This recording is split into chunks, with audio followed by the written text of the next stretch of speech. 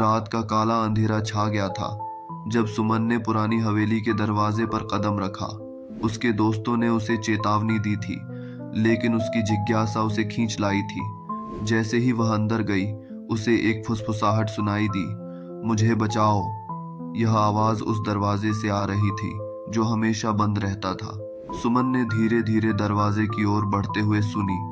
वह एक छोटे से कमरे में पहुंची जहां दीवारों पर खौफनाक चित्र बने हुए थे, जैसे कि वे किसी दर्दनाक कहानी को बयां कर रहे हों। चांद की रोशनी में वह दरवाजा धीरे धीरे खुलने लगा। सुमन ने देखा कि एक धुंधली आकृति उसके सामने खड़ी थी। मुझे यहां से निकालो, आकृति ने कहा। उसकी आंखें गहरी उदासी में डूबी हुई थीं। सुमन ने डरते हुए पूछा, तुम कौन हो?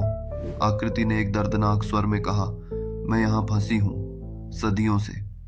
सुमन ने उसे छुड़ाने की कोशिश की, लेकिन जैसे ही उसने उसे छुआ, उसके शरीर में एक ठंडी लहर दौड़ गई। आकृति एक हंसते हुए चेहरे में बदल गई। तुम मेरी जगह ले लो, उसने कहा, और दरवाजा फिर से बंद हो गया। सुमन की आवाजें अब दरवाजे के भीतर से सुनाई देने लगीं और हवेली की दीवारों में एक नई कहानी जुड़ गई।